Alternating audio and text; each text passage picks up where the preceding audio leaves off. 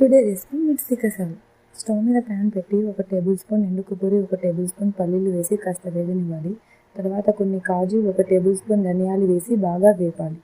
తర్వాత 1½ స్పూన్ నువ్వులు, half spoon గసగసాలు, 1 టేబుల్ స్పూన్ జీలకర్ర వేసి బాగా వేపి చల్లార్చి మిక్సీ జార్లో తీసుకొని నీళ్లు పోసి పేస్ట్ చేసి పక్కన పెట్టుకోవాలి. స్టవ్ మీద ప్యాన్ పెట్టి 1 స్పూన్ ఆయిల్, 1 స్పూన్ నెయ్యి వేసి అందులో పోపు దినుసులు, ఎండుమిర్చి, అల్లం వెల్లుల్లి పేస్ట్ వేసి వేగిన తర్వాత ఉప్పు, కారం, గరం మసాలా వేసి కలిపి కట్ చేసి పెట్టుకున్న మిర్చి వేసి బాగా కలిపి నానబెట్టుకున్న చింతపండు పులుసు వేసి కలిపి 5 నిమిషాలు ఉడకనివ్వాలి.